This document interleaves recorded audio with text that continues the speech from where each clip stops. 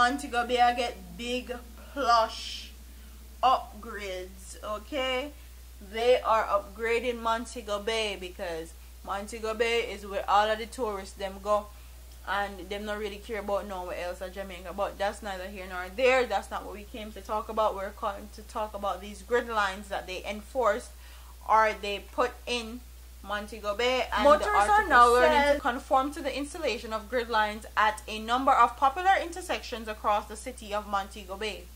The lines, which are also referred to as no man's lands, can be seen at the intersection of Howard Cook Boulevard and Queens Drive KFC, at the Howard Cook Boulevard and Market Street intersection LOJ, and the intersection of the Howard Cook Boulevard and Lower Bevan Ave Dragon Gym, as well as the intersection of Howard Cook Boulevard and Catherine Hall Megamart. The lines were installed by St. James Municipal Corporation, working with the Island Traffic Authority as a part of efforts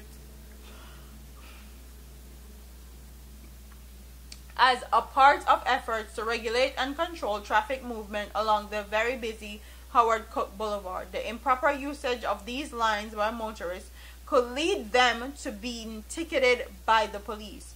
Under regulations, motorists are urged to show more respect for traffic signals by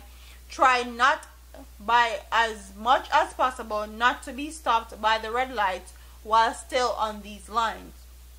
Motorists locally have grown accustomed to increasing their speed as the green lights change to amber before changing to red.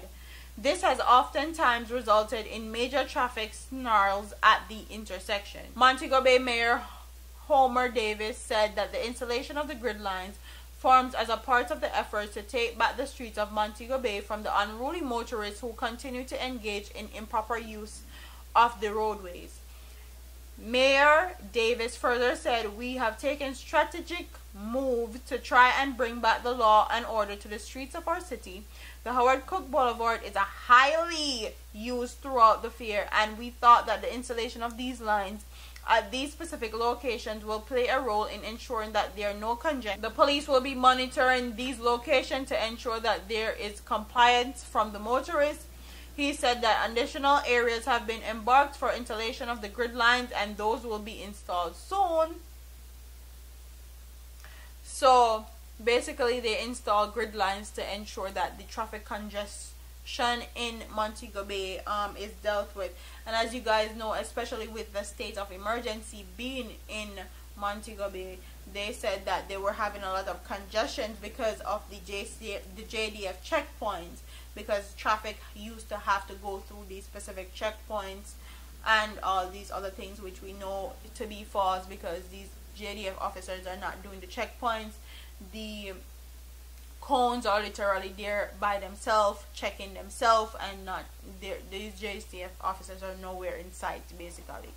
So what I want to address with this is that Montego Bay is a big city. Montego Bay also holds the Donald Sangster's International Airport, which is the world-renowned airport, which have won the best airport in the world multiple times.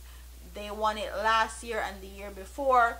And as you guys know, that tourism and foreigners go through Montego Bay all the time. It's a tourist attraction, a tourist destination, and a lot of people will say that there are places in Jamaica that needs these grid lines and needs their roads to be fixed way more than these roads in Montego Bay. From what I know, Montego Bay roads are some of the best roads on the island, just because it's a tourism attraction. So for them to even go as far as putting in grid lines in this place, while there's other places in Jamaica with potholes so deep you can't fit your whole body in, just to show where Jamaica's government's priorities are, okay, and what is at the top of the list for them and who they are prioritizing. They're not prioritizing Jamaican people, okay? But what I want to address is that you can't just implement these grid lines haphazardly and expect Jamaican motorists to conform and know all the rules and regulations and road codes that they're supposed to follow as far as these lines are concerned. And then you're going to talk about how police are going to be monitoring that area. Did you specifically give these motorists and these taxi operators ample time and ample notice to know that you're going to be putting in these lines, what you guys require, what is supposed to be done, how are they supposed to follow these road codes and road laws when these lines are implemented? Did you guys give these motorists anything like that? Because you can't just fling down something on the road and expect Jamaican people to understand and follow rules and regulations that they don't know anything about. So that's one thing that they need to address. Did they give these motorists ample time and teach them how to use these lines, or are they just gonna fling something on the road and start ticket these motorists and taxi operators for no reason, just because they implement the line them and them want the congestion to be relieved? You can't do that to people. That's unfair, quite frankly. And for people that goes through those areas to get to work and stuff like that, did you give them time? Did they have notice? Do they know what the lines mean? They didn't talk about any of that when they were addressing these grid lines. But comment in the comment section and tell me if you think that there's other places in Jamaica that needs their road to be fixed and these grid lines are just costing Jamaica extra money that they could be spending differently.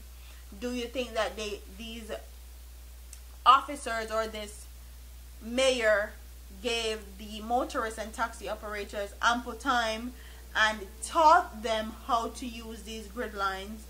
And do you think that these police officers are going to misuse their authority as far as these lines are concerned and just go about giving people ticket because them can and these lines are implemented?